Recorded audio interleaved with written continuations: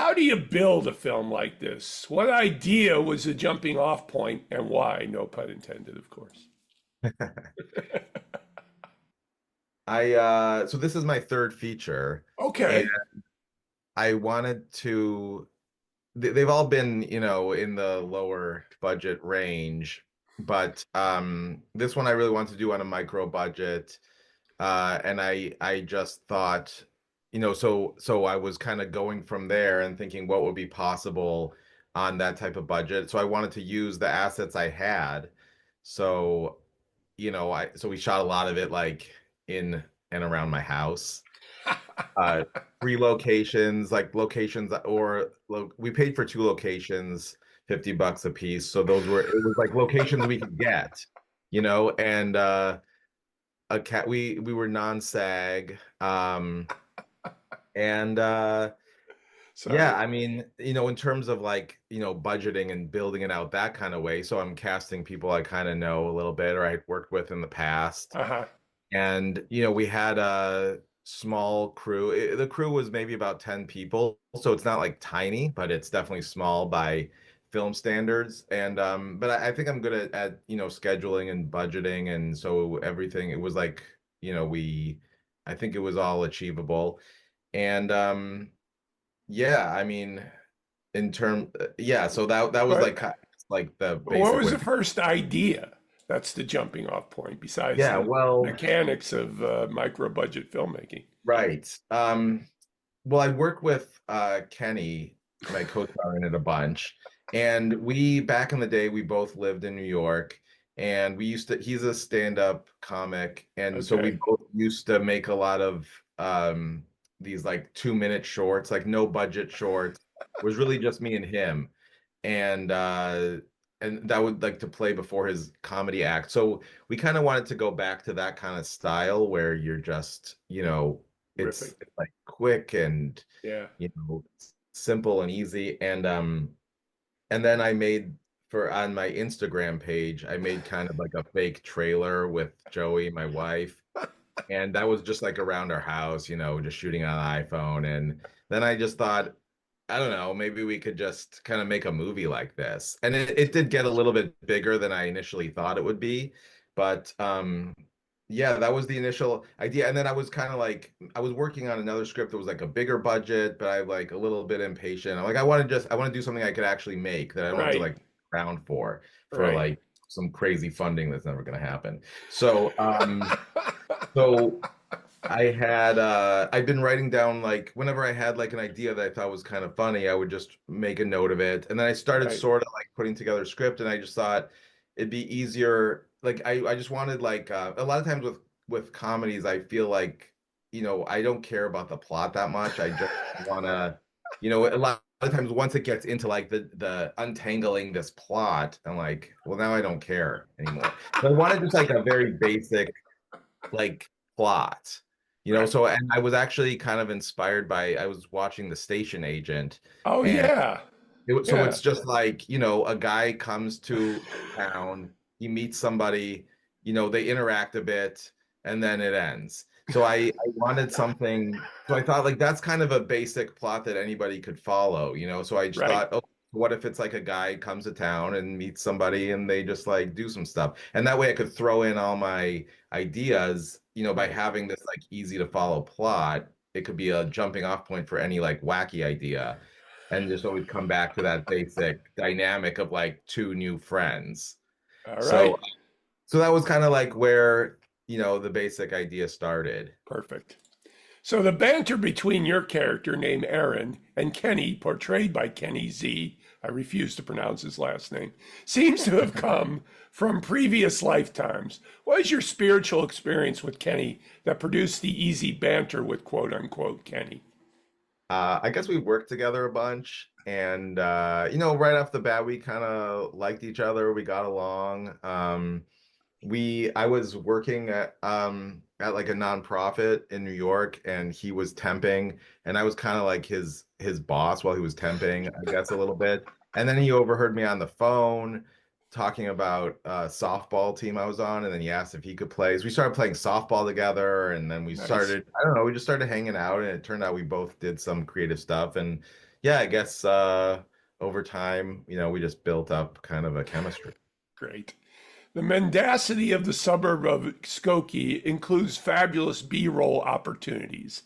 What instructions did you give your B-roll crew, and what arguments ensued regarding what you chose and how mendacious it was?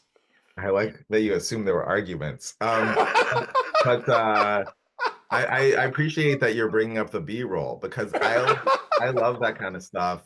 I And did those, too. and so I was really influenced for those. I'm a big fan of Beverly Hills 90210, and they always have these like um they always have these montages either in the beginning or sometimes just like right in the middle of the show. There will suddenly be a montage of like, various shots of Beverly Hills and stuff, and then at the end it's like a slow zoom in on a house and then it's like cuts the scene. And but during these montages, they always have this music that's like sort of elevator jazzy, but sort of like a little bit more than that. It's got like kind of an intensity to it, an intense edge. So I wanted to do something like that. I just was like, while I was conceiving of it, I'm like, there should obviously be a montage in the beginning to kind of show Skokie a little bit. But then I like the idea of throwing a montage in the middle for a little break sometimes. So like, and we'll have this music that's like a little like kind of just smooth and innocuous, but then maybe just like a little bit too intense for what it is. So that was the idea. And then to shoot the that footage, me and the DP Puya, we just and our AD Ugo, we just ran around one day and I had some ideas of stuff, like we got to get a car wash here and we got to, and then sometimes we would just like we were driving by and they were doing construction. So like that's a good shot. So we shot them doing construction and they actually when we did that, somebody from the construction crew came over and was like, "What are you doing?" That was the only time someone tried to stop us. But we just kind of, I find in those situations, you just mutter something that doesn't, just like, I don't know, we're just doing something, Right. just getting some footage. They were like, okay.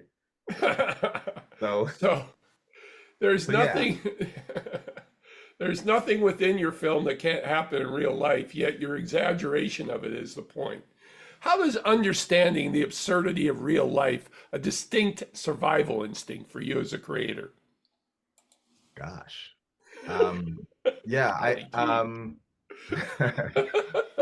I guess, yeah, like you're saying, I mean, to have a jumping off point of realism, and I think it gives you the opportunity to have some like ridiculous things happen that are either commented on or not, so it's like a couple of times they drive off a cliff and then they're just back again. So I like the idea of that, cartoony, I guess like Wile E. Coyote type stuff where you fall off a cliff and then in the next scene you just had a band-aid on your head or something. Or it's like I think it's fun to play with that stuff.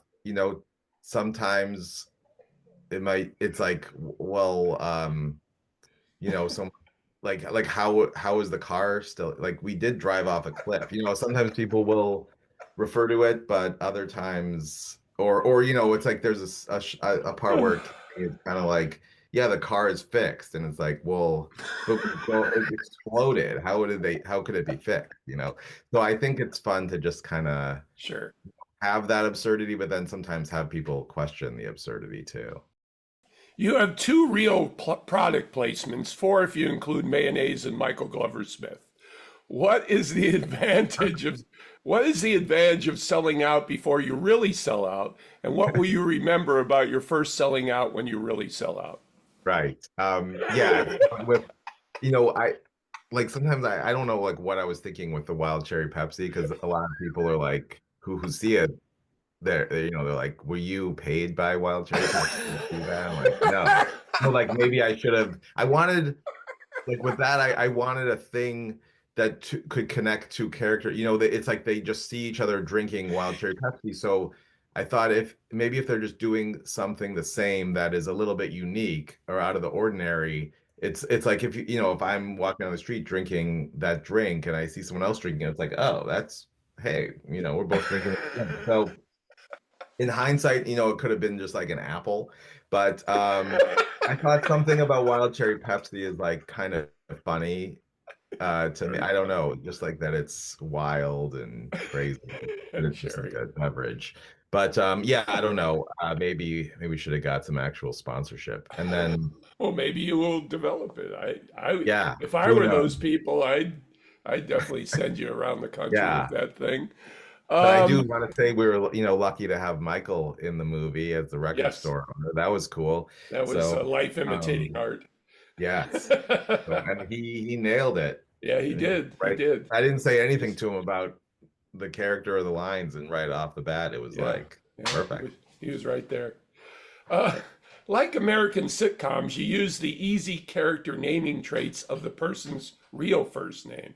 How does it deepen an actor's performance? And did you separate the real life named actors from the fictionally named characters at the hotel everybody stayed at? Well, there was no hotel, but my parents were kind enough to host some people who came in from out of town. But yeah, I mean, in the past, I'd had names for characters. At some point, this guy Bob, who I met in New York, he was like, "Why don't you just name the characters with actual names?" And I that always at first, when he said that, I was like, "Why would you do that? That's weird. It's not real." But then I thought, you know what? Maybe I will do that because you always spend all this time trying to think of names, and I thought for this, I kind of wanted us to just be extensions of ourselves Right. a little bit. So I thought it made sense, and why not? Well, it's What's like Tim Allen's made a career of it. So that's true. you have actors from the Michael Glover Smith universe, including Michael Glover Smith. Mhm. Is not If I See You First a subset of the MGS universe or a portal to that realm, and why? I would have to say the latter, I think. I don't know if he would agree that Liz Stam's, I mean, maybe Hecla from Relative grew to become a therapist. Um, but yeah, I mean, I produced Relative. Oh, okay. Um, and Michael and I met my previous film called Skippers. It was at a festival in New York, at the Adirondack Film Festival, and Michael's third film, Rendezvous in Chicago, played there. I love And that film. I, at the time, had recently moved to Chicago, and we kind of met that way as two Chicago filmmakers who were both at a festival in New York. And then when he announced that he was doing Relative, I kind of reached out and was like, I'd love to be involved. I really like Rendezvous, if there's any way I can be involved. And then I kind of he asked me to produce it, which I did. And, we worked really well together. I really like working with him. I'm going to be producing his next movie, Hecla, which Yeah. is in the Relative universe. Um, with Liz Stam as Hecla. And so I met Liz on Relative, and so that's how I asked her to be in this one. Oh, And that's great. yeah, so I guess yeah, so meeting Michael opened me up a bit to some of the Chicago film scene. So let me ask you about your banter with your wife, Joey. Okay. Uh, Hmm. how, how do you separate the curtain sometimes? Because obviously you both like to improv dialogue or observe absurd situations and comment upon it. But in a marriage, sometimes Yeah, that's a fine line right. between the relationship and the facade. Sure. So how do you reconcile those two things in real Yeah, I life? mean, I don't know if I reconcile them. They just kind of are there, but people comment on them sometimes. Like when I gave Crumb the script, and it's stuff I don't necessarily think about, even though I'm writing it.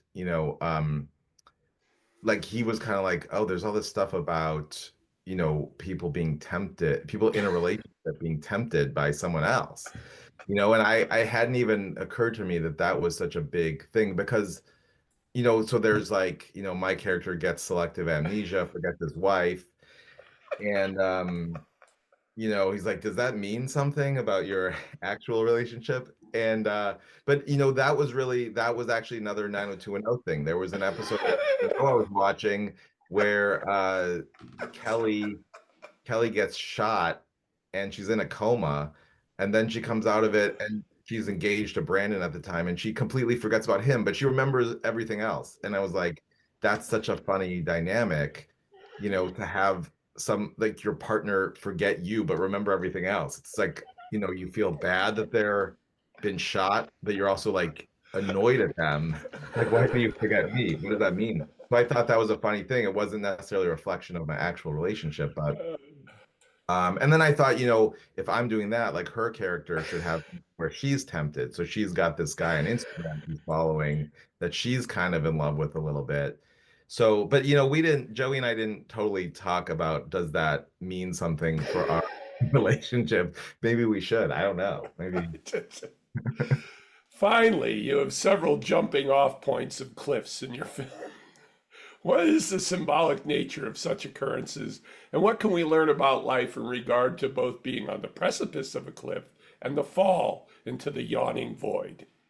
Yeah, gosh. That's I guess that's up to people to interpret. I mean, yeah, I guess it's just like a anything can happen kind of thing, but also everything is meaningless. You fall off a cliff and then you're right back where you started.